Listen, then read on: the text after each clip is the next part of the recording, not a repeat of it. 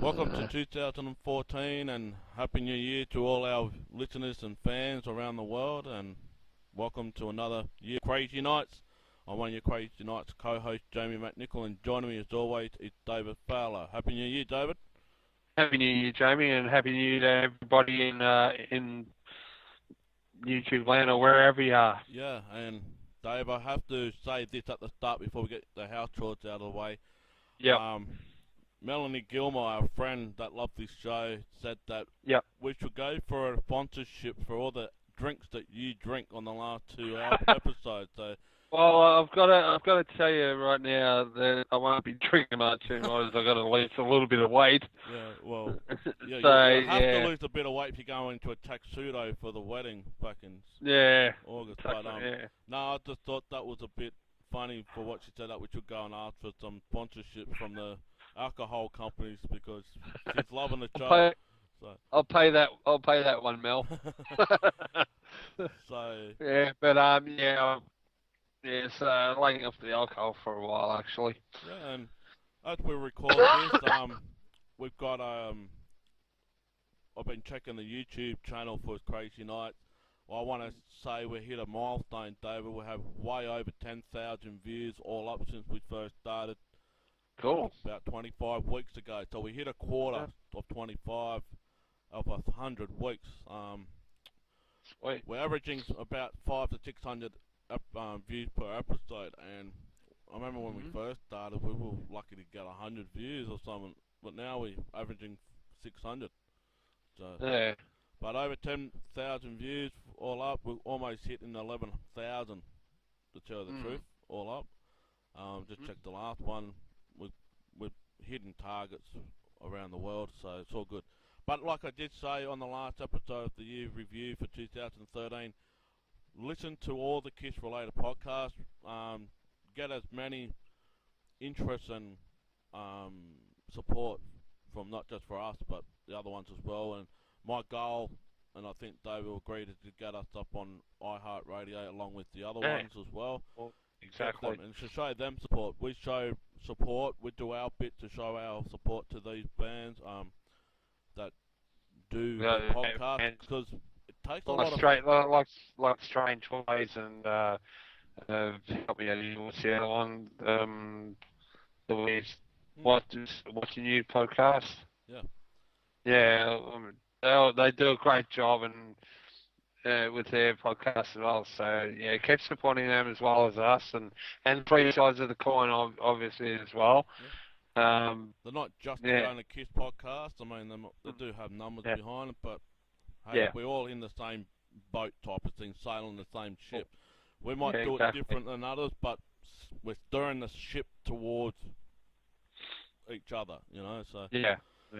But anyway, that's one of the things. I do not want to go on to what's just been happening the last 24 hours. I'm being bombarded all over the place by fans as well, and I won't go into what's been happening. They sort themselves out. But what I do want to say that 2014 for us is going to be the greatest year that we can ever dream of. We've got big plans for this year. We've got things happening. Tonight we do have a very special guest. We just want to get the cleaning out of the way first. Go to our Facebook, and that's been a little bit quiet over the last couple of weeks due to the festive season and New Year. Now we're back into the new year. We're going to be rolling on a carpet, so to speak. But we're hitting it first show of the 2014. We're going smash this out of the ballpark, and we had this person on our show before, and that. But before we do introduce who it is, let's get the cleaning products out of the way first. Go to our Facebook, go to David's Wall, go to my wall. You'll see new things happening every day. Mug of the week. We want your mug of the week promo shots or whatever it is, comments, and we'll put them in a bag, and we'll come back with a mug of the month. And Melanie Gilmore, you were the last one for the last month, and we're going to have another one this month as well. But just go there, like us, support us, go to our YouTube channel, subscribe to us, leave some comments. I mean, we are getting some comments. Lastly, and not leastly, our Twitter page is absolutely getting interest and interest and interest. Not just only bands and artists that following us, but we're getting other fans that only use Twitter Yep. rather than Facebook to follow us on Twitter. So we got over Cool. 170 people following us on Twitter as well. So Yeah. that's great. And you know, we've got people in the music world, not as bands, but as record producers or music companies. They're following us as well. Then we're having a bit of all these conversations and whatnot. But I do want to say one thing, but I can't say anything too much because I haven't got the green light to say anything just yet. There are another side project I want to talk about. Totally off topic for a second. I do have a massive guest lined up. That's all I'm going to say about it. And it's not KISS related. But I just want to say that for those people who have asked me and basically gave me a bit of shit for not saying anything. So there you go. I do have someone lined up. But anyway, let's go back on tonight's topic. We have got an extremely awesome guest. The guest that was on our show, I'll say about September, October, Dave, if I'm correctly. Yeah, somewhere around there, yeah. And this guy is actually requested to come back on this date. Awesome. On the 5th of January 2014. Which is today. Which is today, Australian time, and he's going to join us in about 10 minutes to 15 minutes time. But what we're going to do, we're going to talk about what we can predict may happen and see if this guest will line us up and see if it comes together. It's a jigsaw puzzle. Yes, we are talking about Alan G. Parker, the director of the new KISS documentary movie that's coming out later this year or halfway through the year. And I did predict, Dave, when we talked about it, that we know what the ending's going to be, and probably the Rock and Roll Hall of Fame induction. But the way we're seeing it now, I mean, I'm not predicting anything. It doesn't look too gloomy at the moment, but we might have a bit of a spin on the director's point of view, what he thinks might be happening. Yeah, there's a question I'd like to ask later on, but I'll ask it when we speak to the guest, Alan, in about 10 minutes' time. Yeah, and just before Christmas, I believe they were doing the editing process, and there was a poster, a full-size poster was supposed to be made, and that we're going to see what was happening about that and see if that's been put through the press or whatnot. But there's a lot of things that we're going to talk about.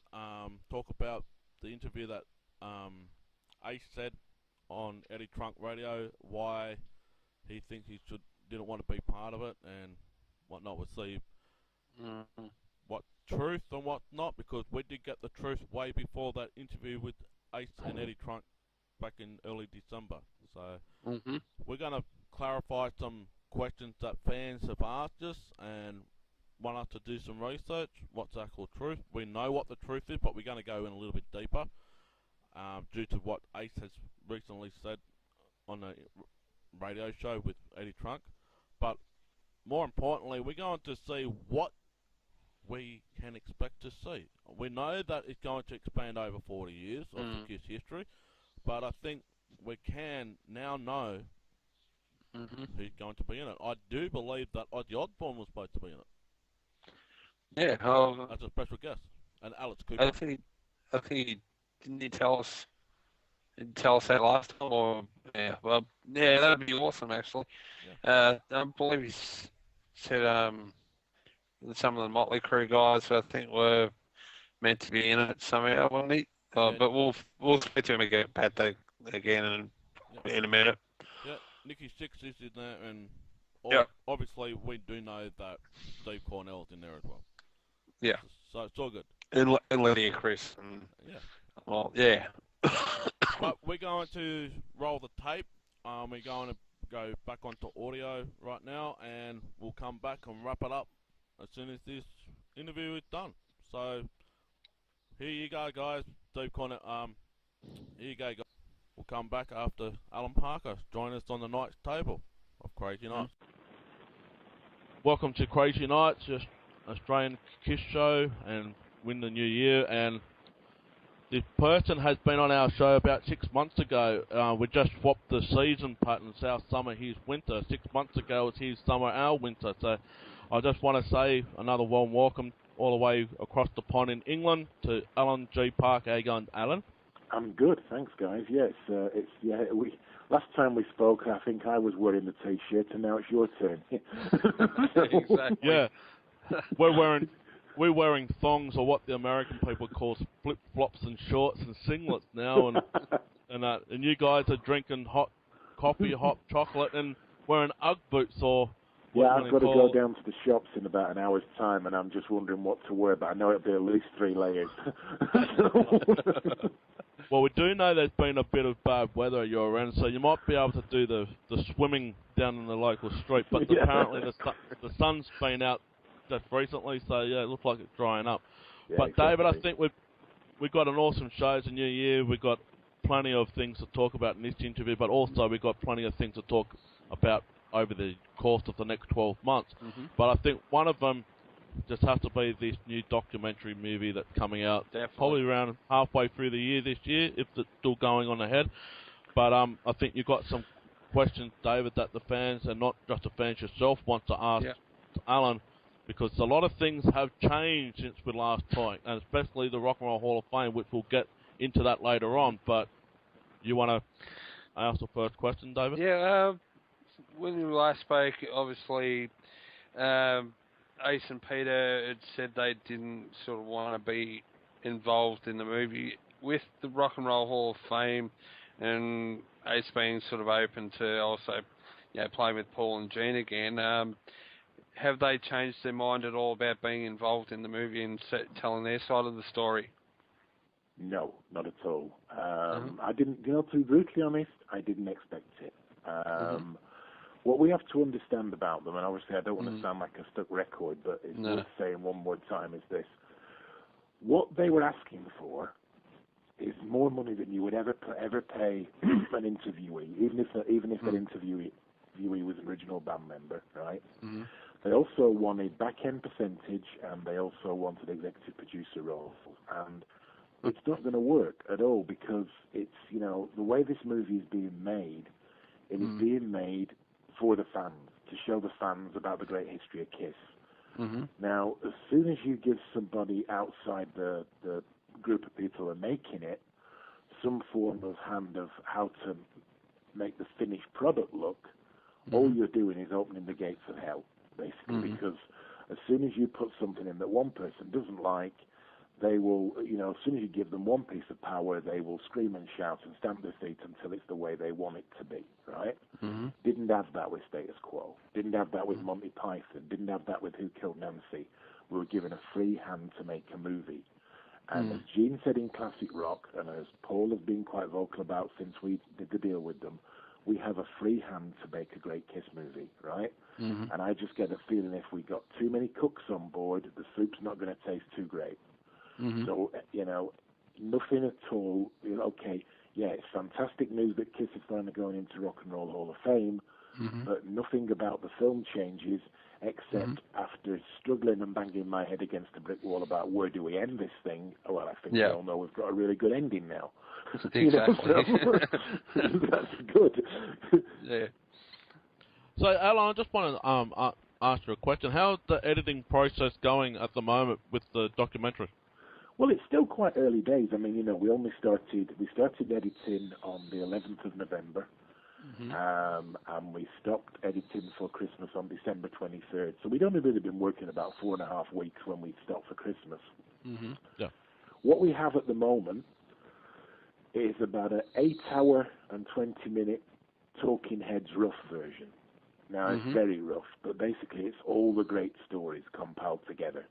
It runs about 8 hours and 20 minutes, and as of tomorrow, which is our first day back after the Christmas holidays, we will start massaging it and getting it down. Now, we'll probably get it down to about 3 hours before we will even start adding anything to it as far as archive or stills or animation or whatever.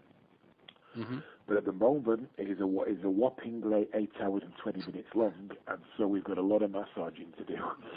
So, but yeah, I think we've definitely got the stories. They're all there. Yeah. So it's a case really of starting to pummel it as of tomorrow morning, basically. Yeah, because I did see a photo put up, and there's a fan page on Facebook now called "You're One of the Best. You Got the Best" about the movie. Yeah, that was very flattering. Because that is actually nothing to do with the people who are made. That's not, we support them and what they're doing, but that was actually set up by some fans in England. Yeah, which is great. And news, then well, we will we've support. got 5,000 plus members in like 12 hours. That was fantastic news as well. Yeah, and nice. And David and I did plug it on our show to get some fans over there as well. But there was a photo up there of the interview with Ace Frehley that was done back in 2000, 2001. That's never been seen. And now I did see the war of some of the comments that people have made up, and they're saying, how can this be? Why isn't Ace on there? Well, we know why Ace is in and on there, and that. But I think people just want to put everything in a small box, and if it's not going to have Ace and Peter on there, well, it's not going to be a complete documentary. Yeah. Well, this interview that you have got in the archive now, and you've been editing in the process, this will all tie in with the movie. So basically, Ace is part of it, but not as part of it as a role type of thing. One thing that is funny, and I find this quite incredible, but yet it's still true, because obviously it's a big rock and roll band, and they all did many, many interviews. Let's just forget about Ace and Peter for 1 second, all right? Yeah. Eric Carr and Mark St. John are in my movie. Exactly. There's how ridiculous it gets. You've got two guys who are both no longer with us, and they're in the film. Yeah. Because we live in a digital age, we live in a technical age. It's about 4 years ago now that I made a movie about Monty Python, and Graham Chapman's in it, and he'd been dead 20 years at that point in time. He's in it just as much as John Cleese and Michael Palin. So, the very fact that people are stamping their feet and going, well, I don't want to be in the movie, or I want more money to be in the movie, fine, that's your opinion. But because, for instance, someone might not want to be in the movie, doesn't mean to say they're not going to be in the movie, Exactly. And the best part of the joke, as far as I see it, is all these people that are doing all the bitching and, Tommy's not there. What's it? Eric Singer had a great line. He goes, oh, yeah, they call us Fake Frehley and the Copycat, right? Okay, so here's the thing about Fake Frehley and the Copycat that I would like to scream from every rooftop in the world. You know why we have such great footage of Ace Frehley that's going in the movie? 2 words, Tommy Thayer. Tommy was the one who sourced the footage for us, So, for God's sake, can we not give this guy, apart from him being a great guitar player, can we not give him a break? Yeah, exactly. That is the bit that I find strange. He's a great stand-up guy to begin with. He's been working behind the scenes with KISS for years, so exactly. Don't know why, and he's a great guitar player in his own right. So don't say why people have to bitch about him and Eric Singer for as much as they do. It's just ridiculous. That's the thing, though. Well, that's the thing. What you just said, they bitch about it. And we know why they're bitching is because of the makeup issue. But like we said before in numerous of episodes, if you were the guy next in line to call up to play in that band, you would have done exactly the same thing. And I think people just missed the point here to saying, oh, he's in the Ace makeup, he's trying to imitate Ace and all that. When I saw Tommy Thayer here in Australia last year, I didn't see Ace Frehley. No. His guitar solos are totally different than Ace Frehley. And they're probably 90% better than anything Ace Frehley could play right today, this moment. What is very funny about a lot of these people who are banging in the drum and the best guitar solo I ever heard Ace do was on a track on Destroyer. Really, but that wasn't Ace. It was, that was the session guy that Bob Ezrin brought in. So where's your argument? you know? Yeah. It was Dick Wayne. There's a famous story that I was told during the making of the film where some guy came up to Ace at a fan club convention. Yeah. And gave him a copy of Alive 2 and asked him to sign it and told him that this guy said, I think the guitar work on side 4, by the way, is among the best stuff you've ever done. Oh, God. Bob Cooley. Yeah. So well done, Bob. You know, I think I changed that's fantastic. Well done, Bob, you know.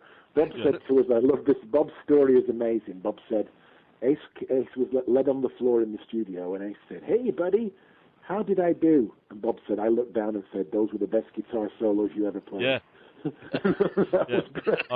He does.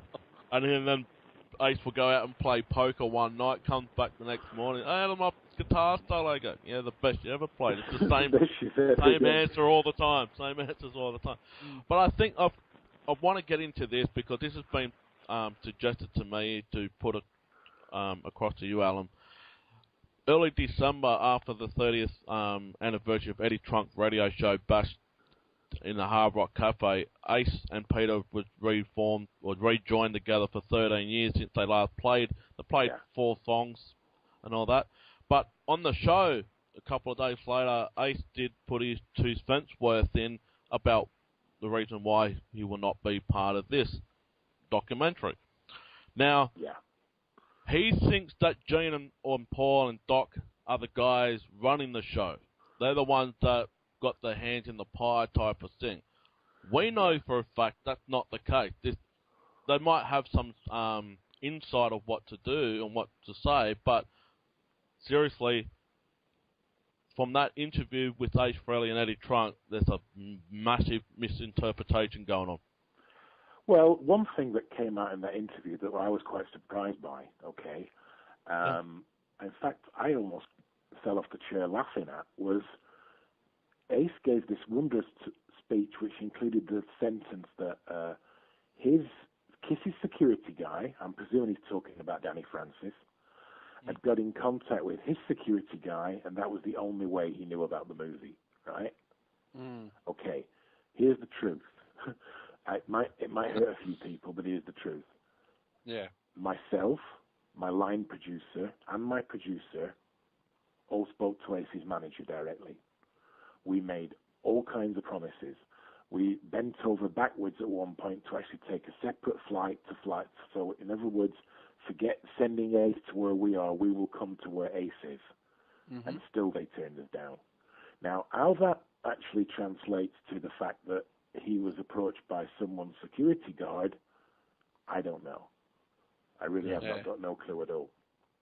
I'm not saying that at some point in time Danny would not have contacted them, because Danny was helping out trying to organize the interview, so of course.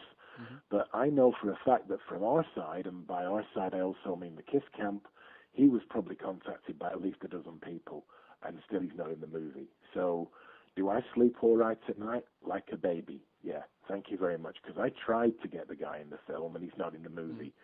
And you can't do more than that, you know? There's only so much you can do. And at that point, once you've asked and you've been told no, then really you just got to get on with doing your job. Exactly.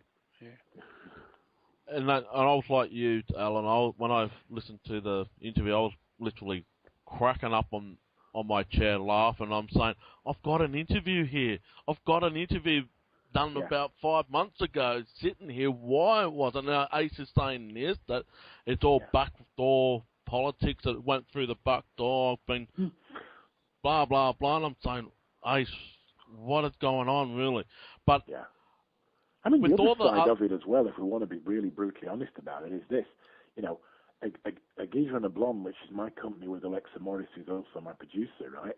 It's not some small company operating out of a wood hut on Hyde Park or Clapham Common, right?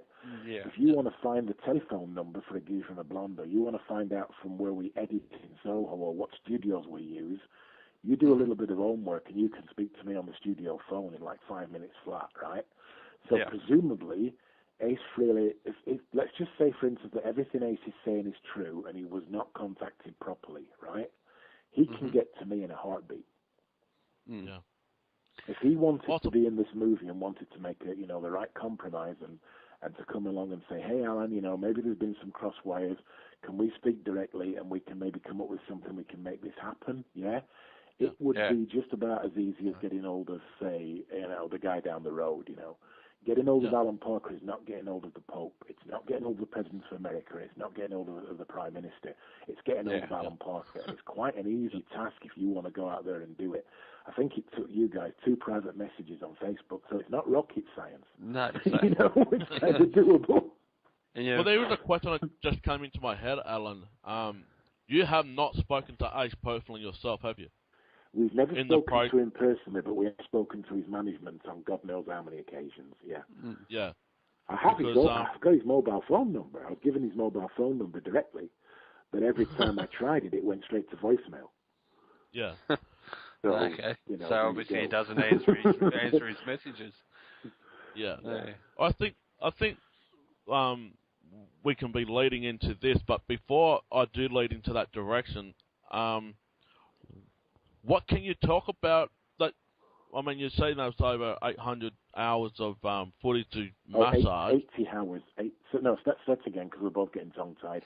8 hours and 20 minutes is where we're up to now, as far as Talking Heads is concerned. That was from about 60 hours worth of interviews that we did. We haven't put any archive in yet. We've put no animation in yet, and we've put no stills in yet. Yeah. But I'm gonna, in the next month and a half or month and a bit, we're going to get those 8 hours down to about 3 hours, and then we're going to start adding to it again, and then we'll start banging it till the end of March, early April, until it looks like a movie. So yeah, cool. Has there been any talk lately of a soundtrack coming, or is that still in the early days yet?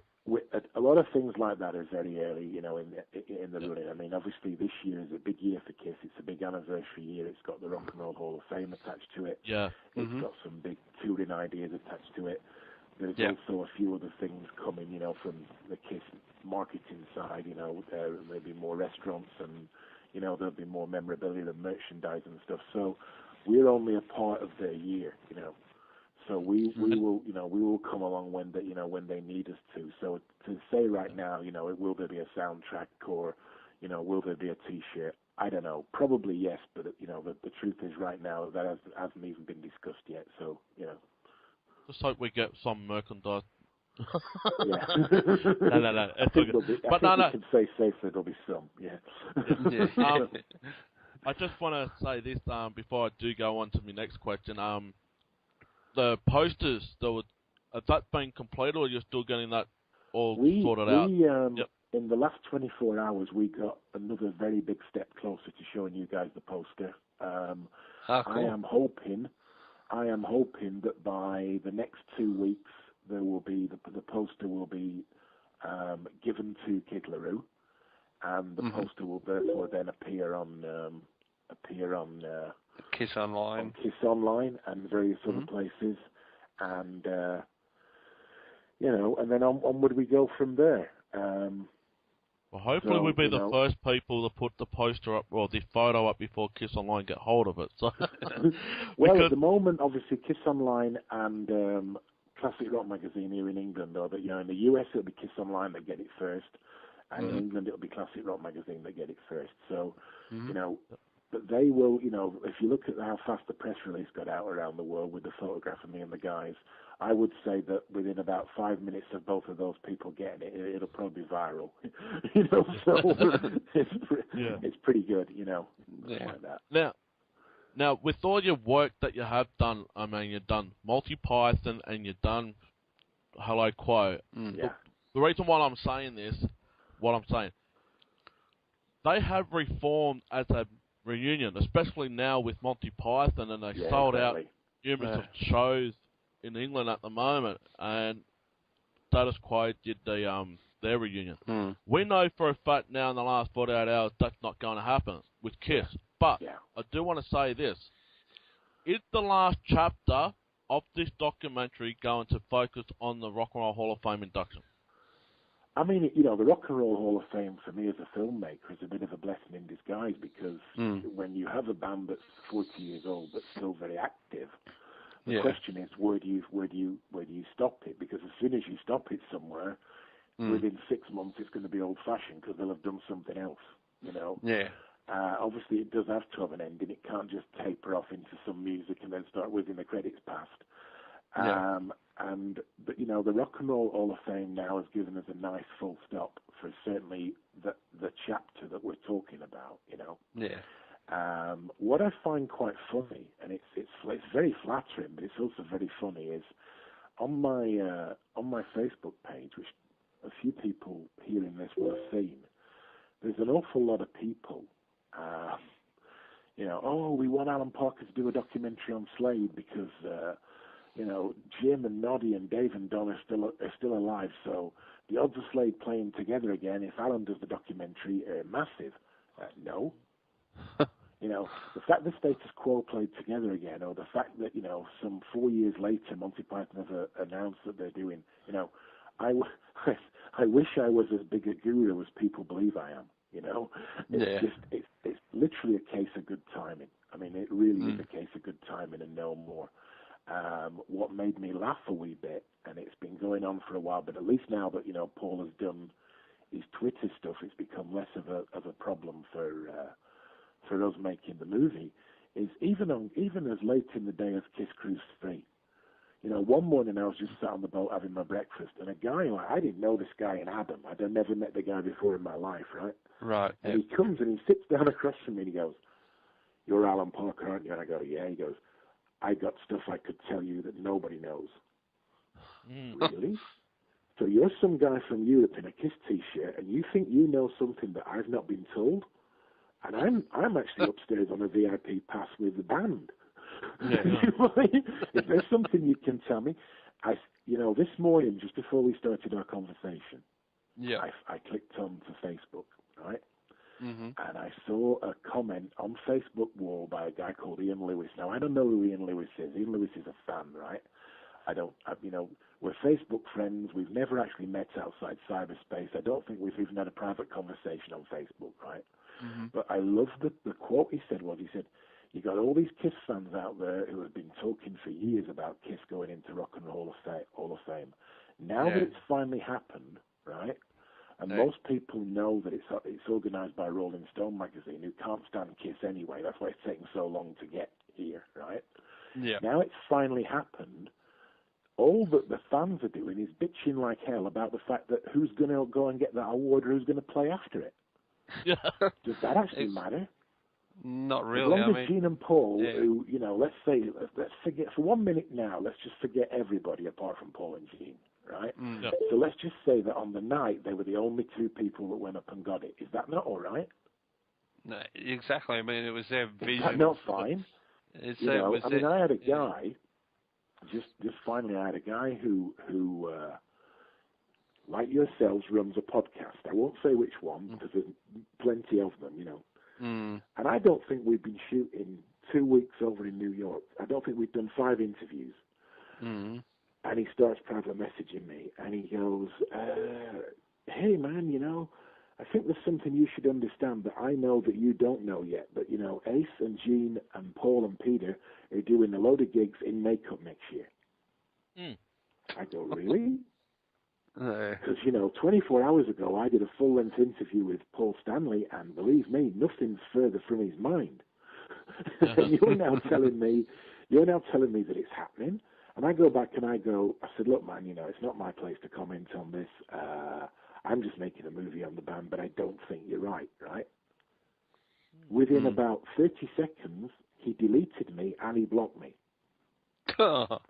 Then a friend of mine comes on and goes, "Have you heard about blah, blah, blah, blah?" I go, "Yeah," the guy commented on something, then deleted. "Yeah, apparently he's now on about 5 Kiss fan forums, slagging you off and saying that you don't understand Kiss." And you've been a fan since you're 14 years of age. I said, "Well, if I don't understand Kiss, then that's something, but as a wise man said in a very big rock and roll magazine, the man being Gene Simmons, the magazine being Classic Rock Magazine, we waited for the right director, and we found the guy we wanted, who also has Kiss tattoos, which proves some integrity as far as that band is concerned." And that's the deal. That's what's gone on. So, I don't, it's nice that people go, oh God, Alan did Status Quo and then they reformed, how wonderful. Alan did Monty Python and then they reformed. Well, not quite. It's like 4.5 years later, so I don't know what part they think I played in that. But, just because I do a documentary and it might be on your favorite band, if everybody's living, it doesn't necessarily mean I've got a magic wand. Exactly. At the end of the day, what I do is make movies. I don't decide who goes on stage holding whose hand. That's as simple as that. Yeah. Now, the question I want to ask before I pass it over to David again, there's some fans saying that due to the market of the cinemas or the theatres here, they won't actually have it up there for a short, long period of time. It'll probably be one session, that will be it. Because of what happened with Detroit Rock City. Mm-hmm. There wasn't much of a marketing thing with the theatres and the cinemas. The ticket prices were down and all that type of stuff. How are you going to change that for the fans to come out and watch these? I mean, there's nothing much you can do. You're just directing a documentary. But to be fair, this is what we always say, no matter who we're working with. And okay, KISS are a very big band, and they're a big band worldwide. And the truth is this: once you pass the film, you do the deal, and you pass the film over to the distributor, which whether it be Universal or Fox or Warner's or who it ends up being, right? That then really does become. It's down to them then what happens next. Okay, that we do get a say in the matter, we do get consulted over it, but it's basically down to them. Now then, as far as the plan is concerned, this movie is going to be a cinematic movie, right? But then even that one line that I've just said complicates matters straight away, because if you live in, say, Sydney or London or New York, it's a lot simpler for it to be a cinematic movie because we're spoilt for choice for cinemas. So they can go and they can hit the place hard and they can find out how many places want to show it, right? Yeah. And then they can decide, okay, well, we're going to put it, and how long do these places want it for, I know that some rock and roll movies only do one-night stands, while other rock and roll movies can be in a place a week or 2 weeks or whatever. We've had both in our career, so I understand how that works, right, completely. The other thing to remember also is this, right? If you live in a place like where I come from originally, so let's say Blackburn, Lancashire, that doesn't have too many cinemas, or if you live in Cripple Creek in the middle of the desert, right, completely, then the first problematic factor is this. This is not a gig, this is just a film, but you may have to travel to see it. Yeah. Because there's no way in this world that they're going to take a look like somewhere like that and go, yes, fine, let's put the film in town. Because they know full well, if James Bond is playing on Saturday night to 7 people, then this is a non-starter.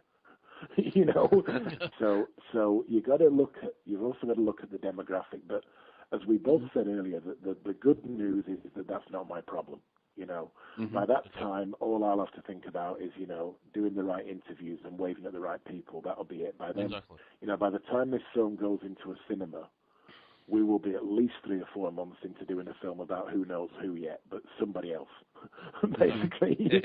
So, we'll hand it over, we'll get the thing ready to move, but by then we'll already be with another band or another whoever, and we'll be doing another, and we'll be working on something new.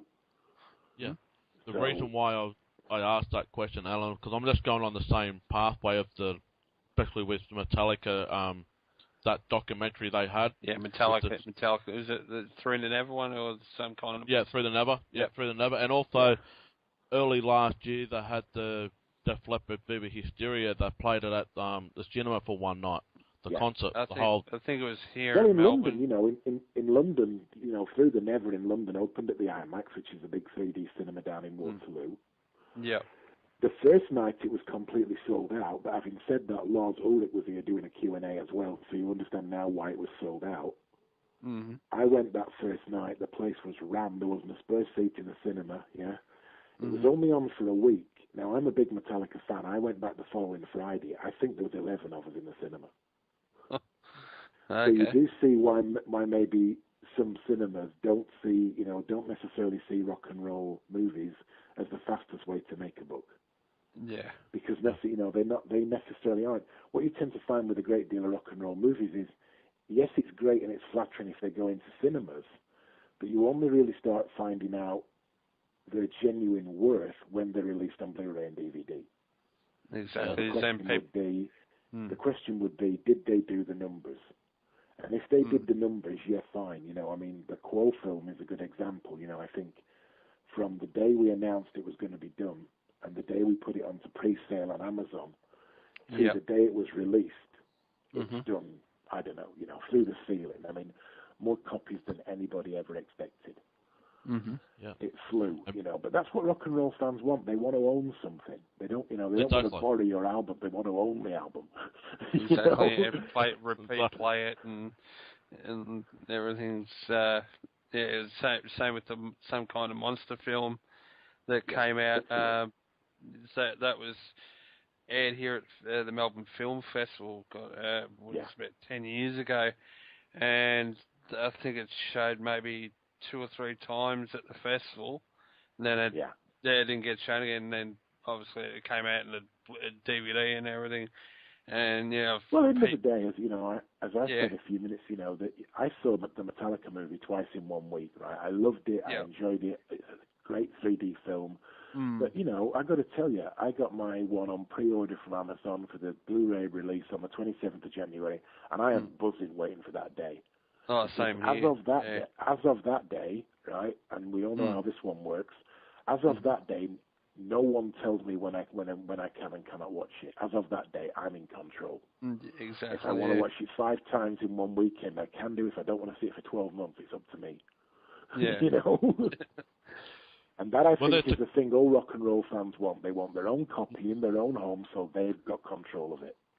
Yeah. So, Alan, I just want to put like a hypothetical question out there. You want to do a Metallica documentary the same way you done with KISS? If I have a wish list, and I've said this for a long, long time, if I have a wish list, I would love to do Metallica, I would love to do Motley Crue, I would love to do Slade, although I know it's a far smaller market, but I would love to do Slade. And, then ultimately, at some point in time, I would also love to do something on the Beatles, although I know there's been a million things done on the Beatles, but I love them so much. It's like, that would be my, I'd love that to happen, right? Having said all that, as a company, we also want to move forward and do bigger things and more diverse things as well. Yeah. So we're also looking at scripts and we're talking to actors. We're also looking at the huge possibilities that are out there with animation as well, because, all of our films have got small animated pieces in, and they're done by some really good animation guys. So where would be the problem in doing a film that's animation from start to end? That could be a great concept. Exactly. So I think there's an awful lot of possibilities that we could do, and I think just right now, probably the same way as when I was in Edit with a Quo film, I know there's some good offers on the table. I know there's some good things that we're talking to people about, but I'm just not ready yet to make a decision on what that might be. At the moment, everything in our world, from eat, sleep, get dressed, and walk out the door in the morning is all about KISS. For obvious reasons. If it wasn't, we'd be doing the job wrong. But at the moment, it is. It's like everything's about KISS. There's definitely 2 bands I'd love you to, or if it does come to you, it'll be either AC/DC and Def Leppard. Loved you guys. Yeah, Def Leppard nearly happened. It almost did, and that's not to say that might not be revisited again one day, because Joe's a lovely guy, and that would be something really good to do. And as far as DC, I loved early DC. I'm not anti. Just so the KISS fans get this, I'm not anti Brian, but I thought Bon was the man. Completely. But and it would be flattering to do, but we don't even have a contact in that camp, so that would be something that would have to be really thought about before we could think about go forward with it. Really, Well, you might have to move down to Australia for about 8 months to see the thing too. It's funny. Someone said to me, "Wasn't it a great summer in England this year?" I said, "I don't know. I missed it. I spent the whole summer in America." So I don't know. Maybe summer was good here this year, but I don't know. I wasn't here for it. So You know. But David, you got some questions to regard the movie? Yeah.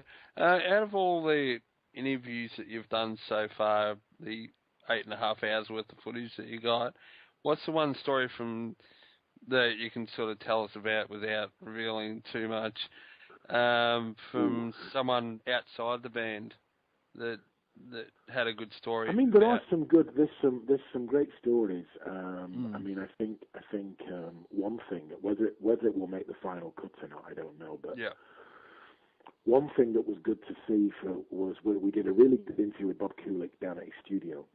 Yeah. And Bob was sort of saying about all the various things that have happened in all the years since you auditioned in that loft and first got to know Paul and Gene. And he said, what's incredible, he said, is the fact that, and he said, not everybody knows he played with Meatloaf and they know he's been in various bands and blah, blah. He said, but what they don't know, necessarily all of them, is just how generous Paul and Gene are as people once they get to know you. He said, it's only down to Gene that I actually play the guitar solos on 2 massive big Diana Ross singles. It's only down to Paul that said, look, man, we're doing this album and maybe you should do some writing and, we're all going to toss things in the bag and see what happens. And before you know where you are, Bob has a song on Unmasked. And I think, it's dead easy at the moment to be, everyone can, they've got people. I don't understand the concept of calling yourself a fan and then slagging people off. No, Exactly. That I find very difficult to take in completely. Like, I'm a fan of KISS, right? Do I think Eric Singer and Tommy Thayer are wonderful? You want to bet your arse I think they're wonderful because it means KISS still exist. Exactly. What I don't understand is all this, if it weren't for Ace and Peter. Paul Stanley has got a fantastic comment, and I won't get the wording right because I haven't thought about it till this second. But it's something along the lines of, we wouldn't be here without them, but we couldn't be here with them. That's about exactly the right quote. And I go, that is the best line in the entire world to cover the entire subject, while we're doing all this talking and while all the Facebook stuff and the MySpace and all the various sites, forums and whatever is going on, has everybody forgotten a guy called Eric Carr? Exactly. I mean, he was in the band. He was probably one of the greatest drummers on the planet, never mind in the band. Yeah. I mean, he was good enough to even, a drummer to even play in Metallica if he can. I mean, he always he was a Metallica fan as well, and all that. And he could have played that style if he wanted to. And he looked like Animal out of the Puppets. Has everybody forgotten a guy called Bruce Kulick? Yeah. Who was probably, again, not only one of the best guitarists KISS has ever had, but probably one of the best guitarists out there. End of story. Exactly. Well, that's true. Yeah, that's true. I just find it all a little bit of a strange. Ace says this has not happened, and Peter, this has not happened. Well, sometimes if you want to blame somebody, the best place to look first is the bathroom mirror. Exactly. I mean, because you just might find the person in the bathroom mirror whose fault it is. And I think that's they're wise words, and they're wise words where this is concerned, for sure, So, that would be my thought. Yeah. Well, my partner said a great line about the reunion, and, screw me once, I can forgive you. Yeah. Screw me twice, shame on you. Yeah, well, exactly. I think that's just the case of time. End of the day, the one, whether or not any band gets up on stage live and ever plays again is down to that band, right? Well, actually, However, what my partner actually, we can make a movie about that band's history. I mean, you were talking about Metallica just a few minutes ago. Well, if we made a movie about Metallica, surely a big part of the first 25% of that film would be Cliff Burton. Exactly. Yeah. Cliff's no longer with us, but would that frighten me to death? No, because when Cliff was with us, he did lots of interviews. Would I knock on Dave Mustaine's door? You better bet your arse I'd knock on Dave Mustaine's door because he's part of that story. Exactly. The first year, a couple of years of the band, he's a big part of Metallica's early sound, and should get the credit that he's given to him for it. Well, I know David, Yeah. he wants us to speak to Dave Mustaine because he's a KISS fan himself too, so I know Dave would love to talk to him, but like David said to me a couple of weeks ago, you got to be careful what you speak about with Dave Mustaine, but you got to get him in the right time and right. I think you do, but I think it comes over that he's he seems to be a nice enough guy. If when he's on a good day. I mean, when the Big 4 DVD came out, there's some good footage backstage, and everyone, there's a great piece of footage of him and Lars having a conversation about their kids. Now, if that's not great, what is? Exactly, yeah. So that's pretty cool. I like that. Yeah, I mean, I know Dave and I would definitely want to speak to Dave Mustaine. We'd love to. Yeah. Whether it's on this show or the metal show that we're working on. Yeah, probably getting more for the metal show. Then we could talk about Megadeth and all that. So I really loved their version of Strange Ways, which appears on the War Chest box set. Really, really good version of Strange Ways, which is great. Which I think, I don't know whether that was meant to be for the Kiss My Ass compilation or not. Just originally, I think they were going to do they were going to do Detroit Rock City or something, apparently. Yeah. Well, who knows, David? I'm probably going to have to go in a few minutes, guys. But we got. All right, I've got one question, and David, you got one question? I'll have one question. And then obviously we'll see you again when the next time we speak. I don't know what clothing we'll be wearing, but we'll definitely have a film to watch. Yeah. But I got one question to say. With all this talk of the Rock and Roll Hall of Fame, and that. Do you really care who shows? I know you probably said it. Do you really care who shows up and play? Would you like to see the whole surviving members play up on stage together for one last time? Well, here's the thing, right? And this only came up. Someone mentioned this on Facebook a couple of days ago, which is why I bring it up. That's a nice thought. There's only one slight problem regarding that thought, and that is the fact that given the history between themselves and Vinnie Vincent, does anybody really believe that Vinnie would be there? Or would be invited, or I think you'd have to be a very strange source of KISS fan before you thought that would be true. No. Me personally, what do I think? I think this: it would be nice if the award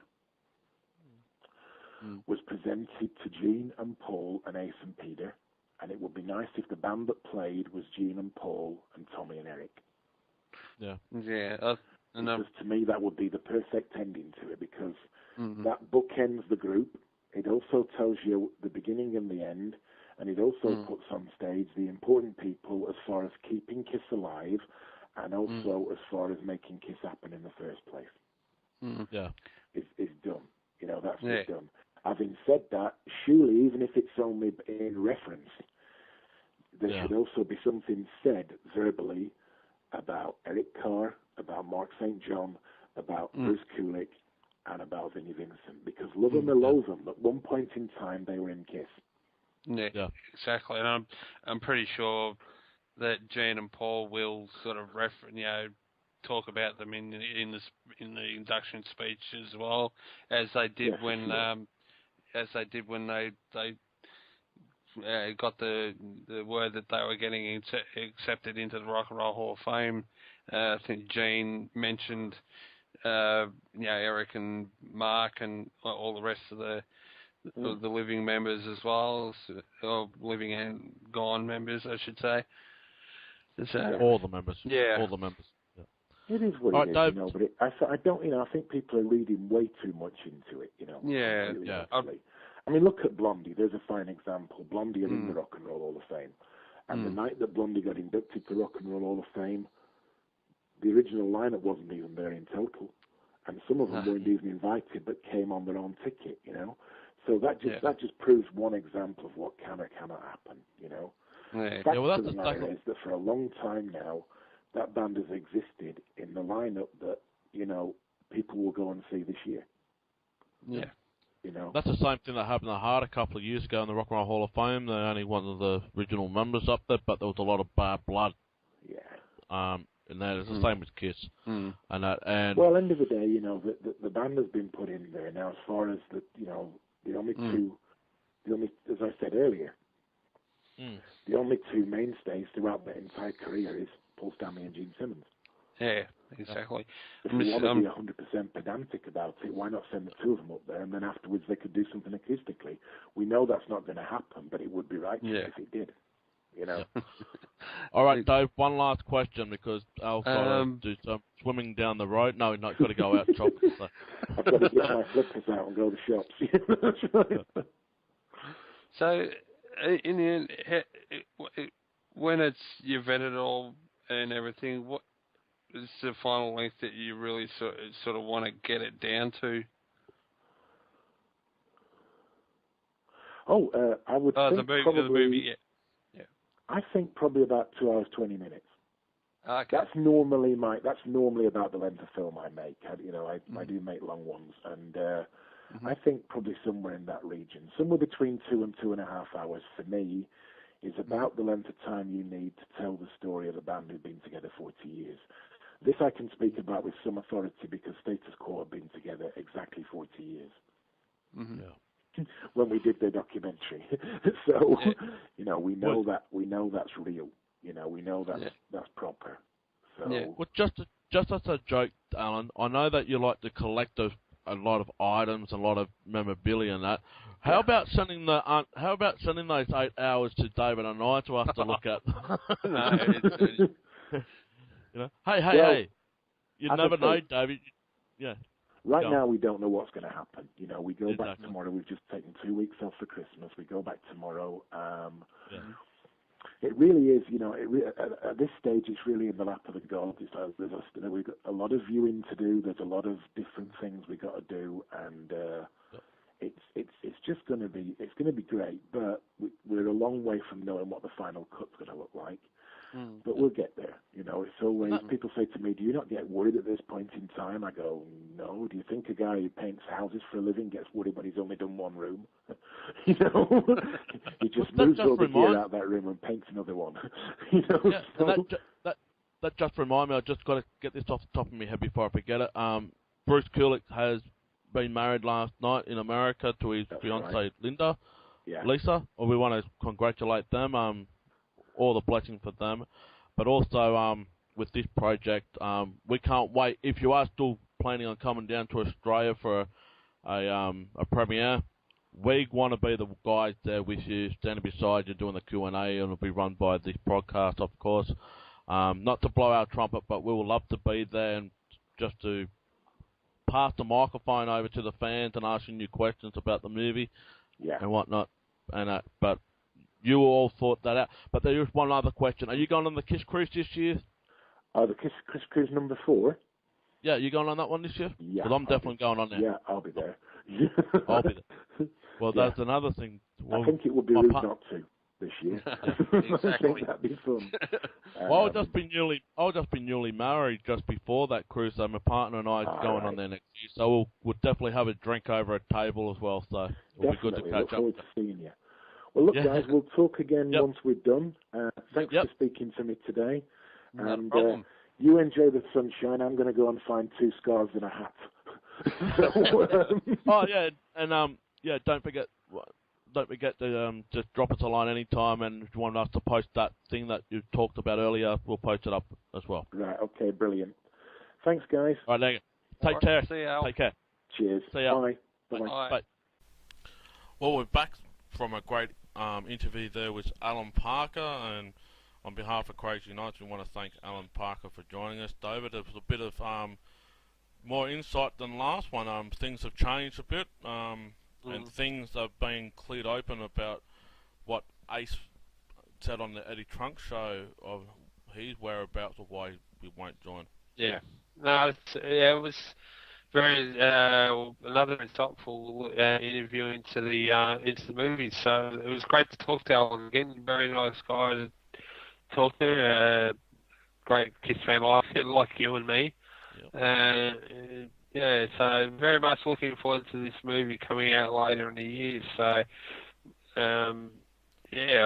let's hope everybody gets behind it. Over 8 hours of footage. Yeah, he's got eight and a half hours or something. I think he said that.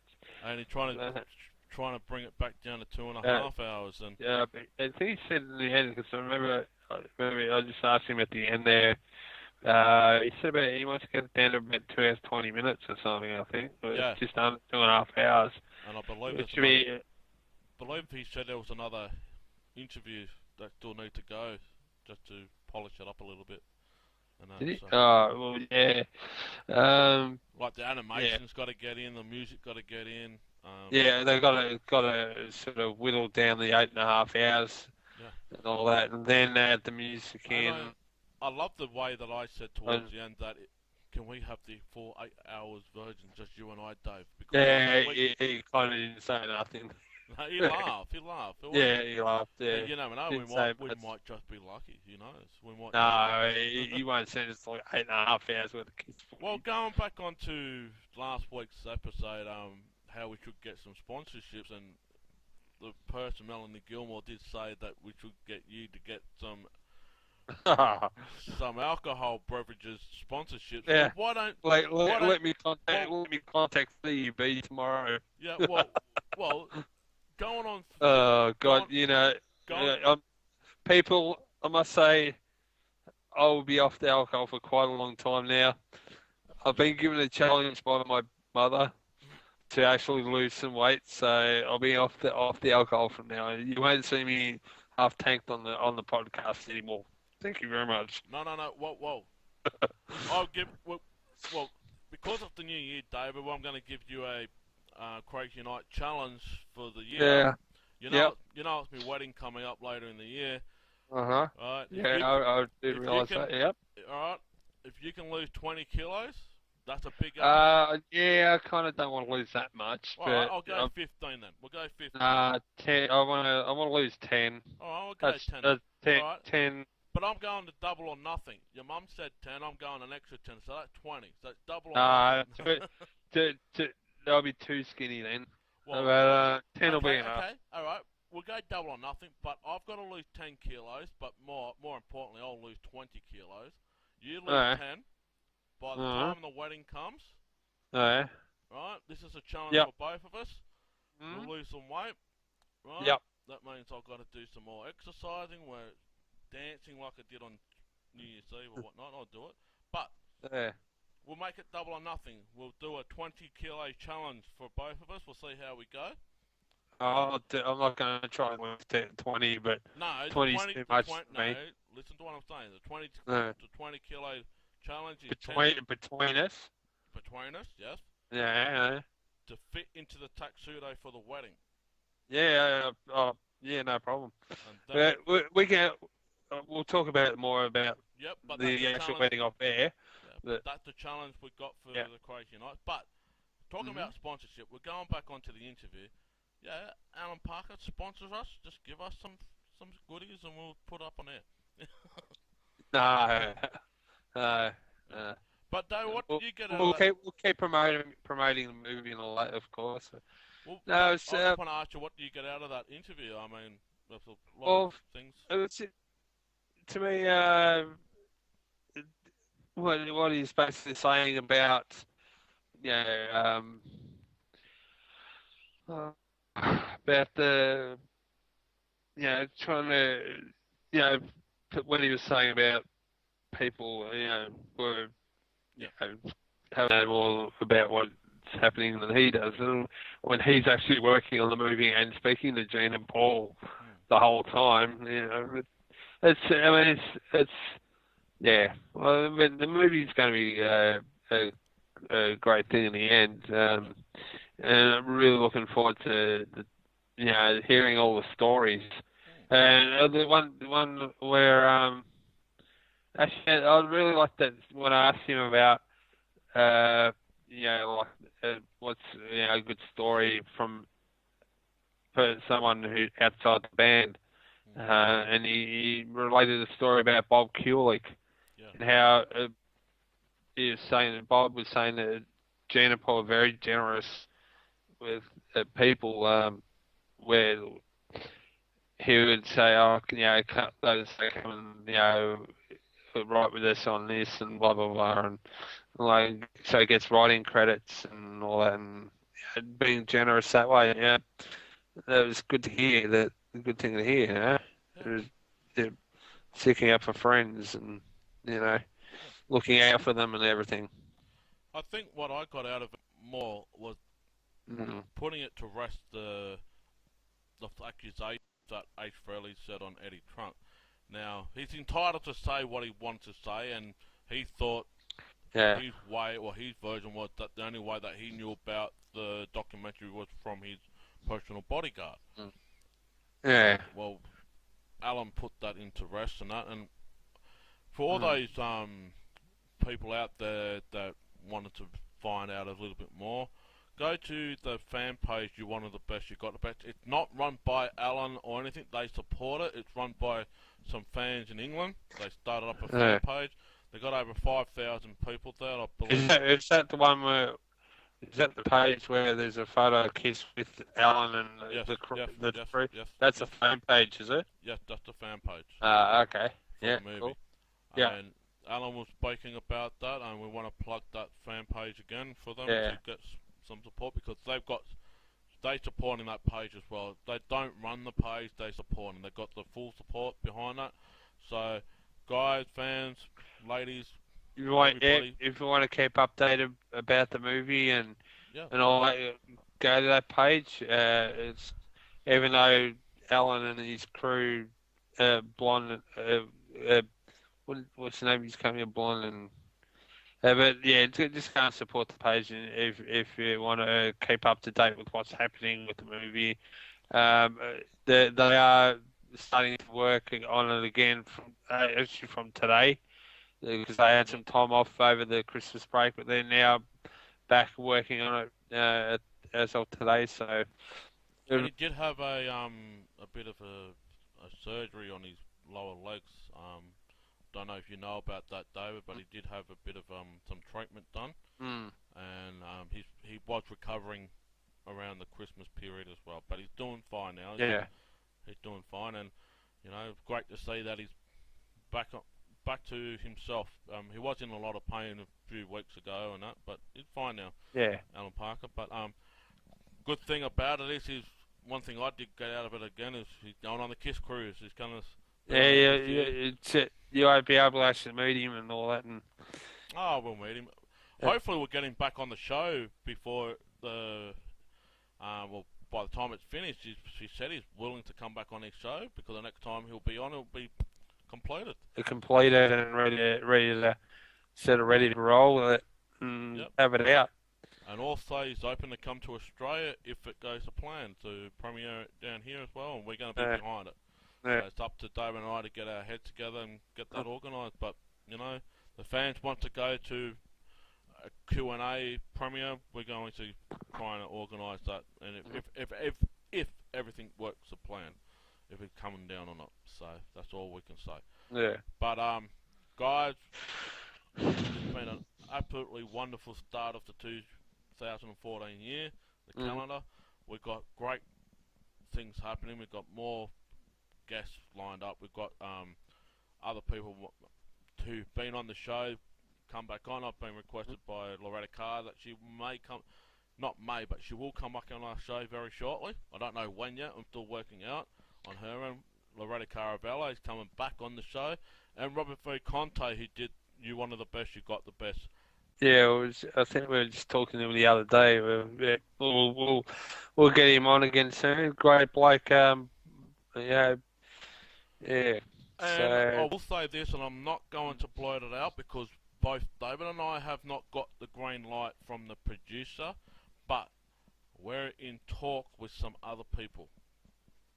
We're just waiting for some things to come our way. So the window of opportunity keeps opening for David and I. How it goes about, I'll just quickly say this. How it goes about is, I will send a message to, say, Joe Blow down the road, and that Joe Blow will come back to me, and then when I get time, or when David's free, I'll get a message sending off to him, and we have a three-way conversation trying to organise a show for you guys. Well, this time, David and Oh, I, pardon me. this time David and I sent a message to two different Joe blokes. So we're gonna wait and see where the green light comes up. So that's all we're gonna say. We're not gonna say who it is. It may not even be. No, we may not. Let's hope it happens. But we'll see. Now, Dave, your segment. That's all I gotta say. Yes, but David, your segment now. We're gonna go back to Mug of the Week if there's anything being posted up. This is your segment. Oh, hang on. Better go back to Facebook. I know I posted something up. Now, fans, before David looks into some stuff, please don't leave it up to me all the time. We want to see your Mug of the Week comments and posts and whatnot.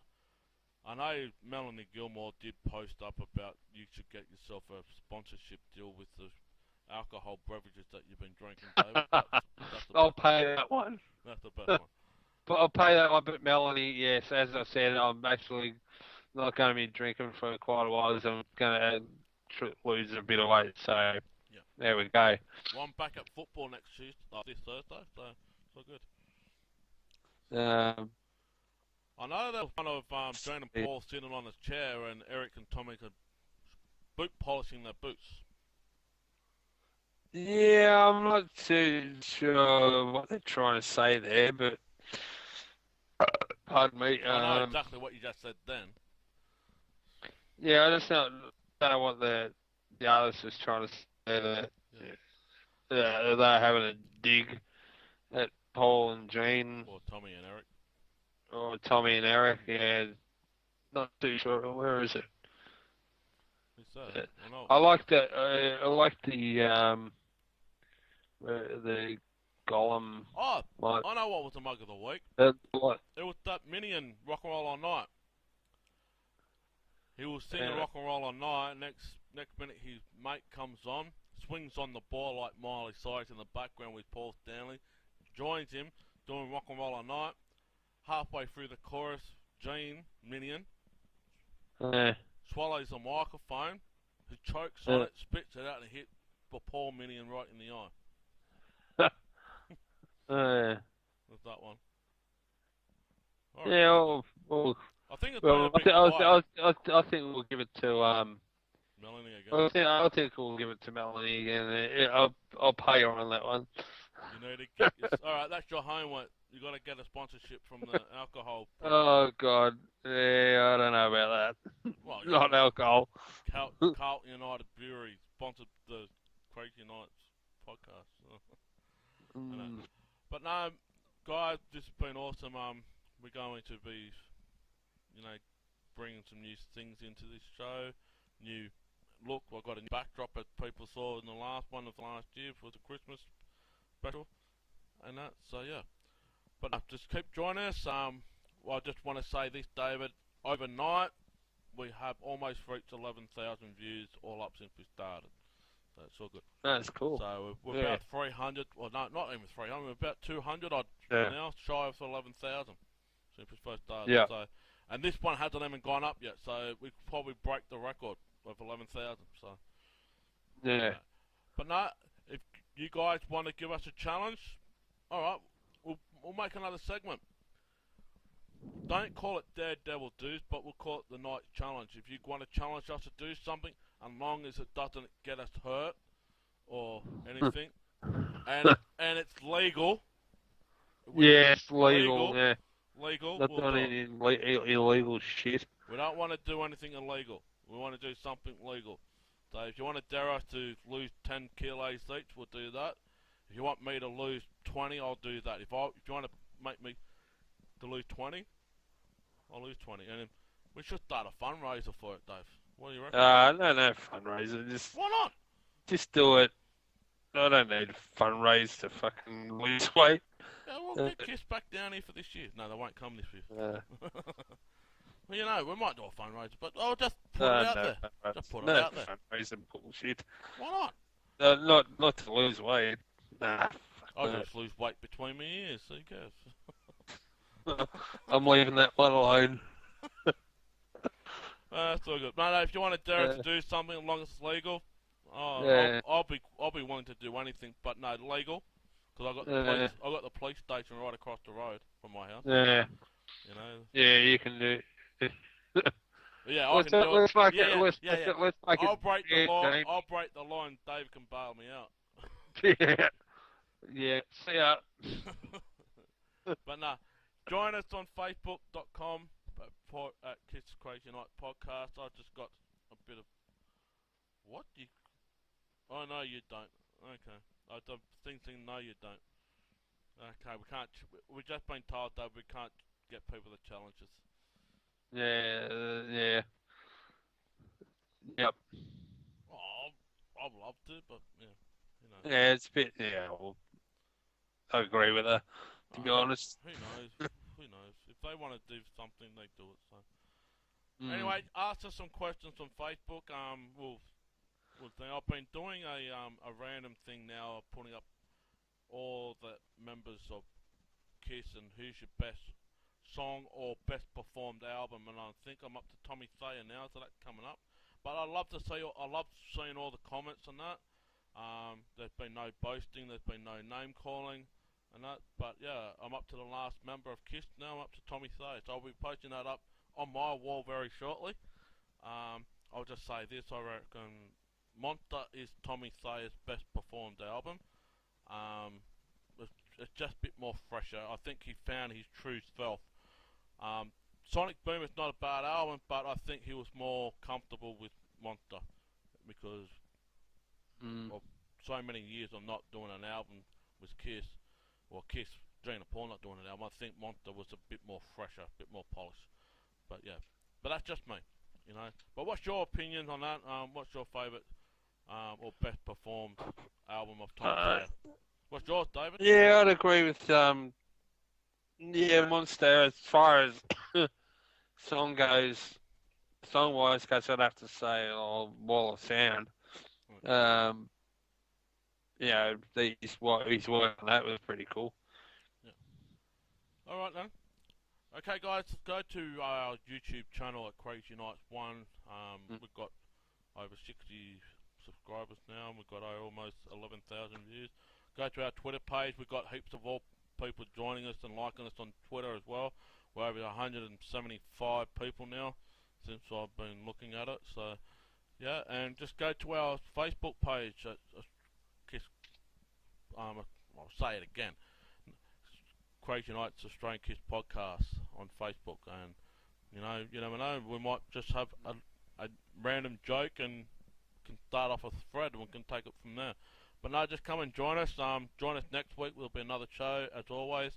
There'll be plenty of things to talk about as the year goes through, and I'm looking forward to the challenges of every week and all the Kiss news that comes our way. So, David, it's been another absolute pleasure. Yeah, it has been, yep. Yep, and David, you know what you got to do. You got to go and get that sponsorship for yourself. No, I'm not getting a fucking beer sponsorship. Come on. No. Come on. Nah, I just like to rip the shit out of David. He doesn't like it, but oh well. That's me. Anyway, we'll catch you next week, guys. We'll see who we got next week. Alright, bye. They try to tell us we don't belong. That's alright. We're millions strong. This is my music. It makes me proud. These are my people, and this is my crowd. These are crazy, crazy, crazy, crazy nights. Movie that's coming out later this year or halfway through the year, and I did predict, Dave, when we talked about it, that we know what the ending's going to be, and probably the Rock and Roll Hall of Fame induction. But the way we're seeing it now, I mean, I'm not predicting anything. It doesn't look too gloomy at the moment, but we might have a bit of a spin on the director's point of view, what he thinks might be happening. Yeah, there's a question I'd like to ask later on, but I'll ask it when we speak to the guest, Talon, in about 10 minutes' time. Yeah, and just before Christmas, I believe they were doing the editing process, and there was a poster, a full-size poster was supposed to be made, and that we're gonna see what was happening about that and see if that's been put through the press or whatnot. But there's a lot of things that we're going to talk about. Talk about the interview that Ace said on Eddie Trunk Radio, why he thinks he didn't want to be part of it and whatnot. We'll see what truth and what not, because we did get the truth way before that interview with Ace and Eddie Trunk back in early December. So we're going to clarify some questions that fans have asked us and want us to do some research. What's the actual truth? We know what the truth is, but we're going to go in a little bit deeper due to what Ace has recently said on a radio show with Eddie Trunk. But more importantly, we're going to see what we can expect to see. We know that it's going to expand over 40 years of the KISS history, but I think we can now know who's going to be in it. I do believe that Ozzy Osbourne was supposed to be in it. Yeah. As a special guest. And Alex Cooper. I think he didn't tell us that last time, or that'd be awesome actually. I believe he said some of the Motley Crue guys I think were meant to be in it somehow, wasn't he? But we'll speak to him again in a minute. Yeah, Nikki Sixx is in there, and obviously we do know that Steve Cornell's in there as well. Yeah. So it's all good. And Lydia Chris. But we're going to roll the tape. I'm back with Mug of the Month and Melanie Gilmore. You were the last one for the last month, and we're going to have another one this month as well. But just go there, like us, support us, go to our YouTube channel, subscribe to us, leave some comments. I mean, we are getting some comments. Lastly, and not leastly, our Twitter page is absolutely getting interest. Not just only bands and artists that following us, but we're getting other fans that only use Twitter rather than Facebook to follow us on Twitter. So we got over 170 people following us on Twitter as well. So that's great. And we've got people in the music world, not as bands, but as record producers or music companies. They're following us as well. Then we're having a bit of all these conversations and whatnot. But I do want to say one thing, but I can't say anything too much because I haven't got the green light to say anything just yet. There are another side project I want to talk about, totally off topic for a second. I do have a massive guest lined up. That's all I'm going to say about it. And it's not KISS related. But I just want to say that for those people who have asked me and basically gave me a bit of shit for not saying anything. So there you go. I do have someone lined up. But anyway, let's go back on tonight's topic. We have got an extremely awesome guest. The guest that was on our show, I'll say about September, October, Dave, if I'm correctly. Somewhere around there, yeah. And this guy is actually requested to come back on this date. Awesome. On the 5th of January 2014. Which is today. Which is today, Australian time, and he's going to join us in about 10 minutes to 15 minutes time. But what we're going to do, we're going to talk about what we can predict may happen and see if this guest will line us up and see if it comes together. It's a jigsaw puzzle. Yes, we are talking about Alan G. Parker, the director of the new KISS documentary podcast. Get as many interests and support from not just for us, but the other ones as well. And my goal, and I think Dave will agree, is to get us up on iHeartRadio along with the other ones as well. Exactly. And to show them support. We show support. We do our bit to show our support to these bands that do the podcast, because it takes a lot of... Like Strange Toys and help me out, what's the other one? What's your new podcast? Yeah. Yeah, they do a great job, and with their podcast as well. So yeah, keep supporting them as well as us, and three sides of the coin, obviously as well. Yeah. They're not just the yeah. only KISS podcast. I mean, they do have numbers Yeah. behind it, but hey, Yeah. we're all in the same boat type of thing, sailing the same ship. We might Yeah, do exactly. it different than others, but we're steering the ship towards each other, you know. So Yeah. Yeah. But anyway, that's one of the things. I do not want to go on to what just been happening the last 24 hours. I'm being bombarded all over the place by fans as well, and I won't go into what's been happening. They sorted themselves out, but what I do want to say that 2014 for us is going to be the greatest year that we can ever dream of. We've got big plans for this year. We've got things happening. Tonight we do have a very special guest. We just want to get the cleaning out of the way first. Go to our Facebook, and that's been a little bit quiet over the last couple of weeks due to the festive season and New Year. Now we're back into the new year. We're going to be rolling on a carpet, so to speak. But we're hitting it first show of the 2014. We're going smash this out of the ballpark, and we had this person on our show before, and that. But before we do introduce who it is, let's get the cleaning products out of the way first. Go to our Facebook, go to David's War, go to my war. You'll see new things happening every day. Mug of the week.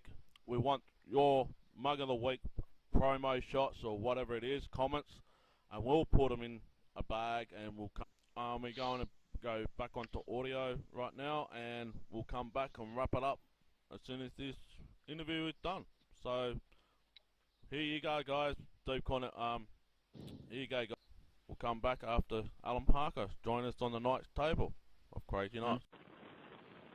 Welcome to Crazy Nights, just Australian KISS show, and win the new year. And this person has been on our show about 6 months ago. We just swapped the season patterns, our summer, his winter. 6 months ago it was his summer, our winter. So I just want to say another warm welcome all the way across the pond in England to Alan G. Park. How you going, Alan?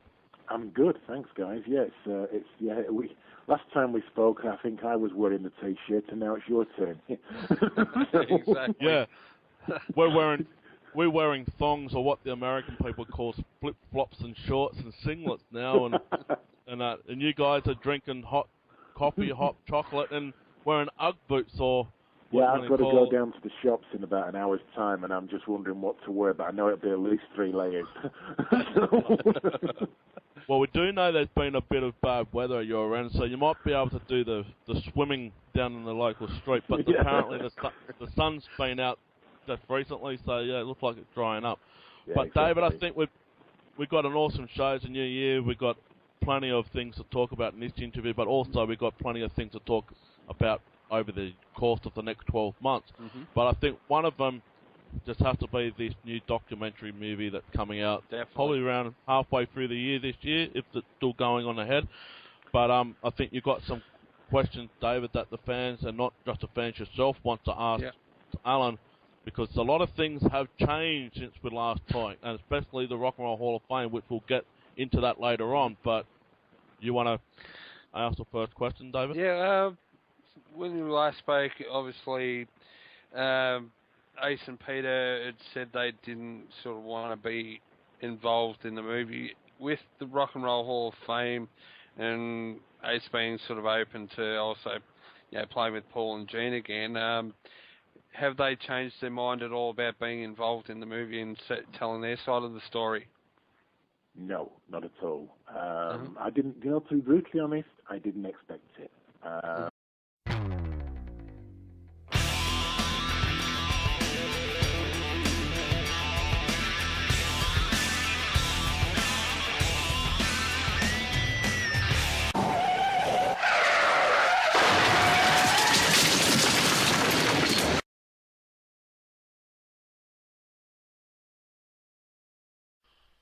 Welcome to 2014, and Happy New Year to all our listeners and fans around the world, and welcome to another year of Crazy Nights.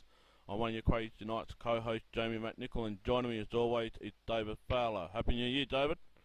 Happy New Year, Jamie, and Happy New Year to everybody in YouTube land or wherever you are. Yeah, and Dave, I have to say this at the start before we get the house chores out of the way.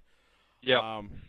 Melanie Gilmore, our friend that loved this show, said that we should go for a sponsorship for all the drinks that you drink on the last 2 episodes. So, well, I've got to tell you right now that I won't be drinking much anymore. I've got to lose a little bit of weight. Yeah, well, yeah, so, you have to lose a bit of weight if you go into a tuxedo for the wedding back in August. But, no, I just thought that was a bit funny for what she said, that we should go and ask for some sponsorship from the alcohol companies because she's loving the show. I'll pay that one, Mel. So yeah, but so laying off the alcohol for a while actually. Yeah, and as we record this, we've got I've been checking the YouTube channel for Crazy Nights. Well, I want to say we hit a milestone, David. We have way over 10,000 views all up since we first started. Cool. About 25 weeks ago. So we hit a quarter of 25 of 100 weeks. Sweet. We're averaging about 500 to 600 views per episode, and I remember when we first started, we were lucky to get 100 views or something, but now we're averaging 600. So, yeah. But over 10,000 views all up, we're almost hitting 11,000 to tell the truth, all up. Just checked the last one. We're hitting targets around the world, so it's all good. But like I did say on the last episode of the year review for 2013, listen to all the KISS related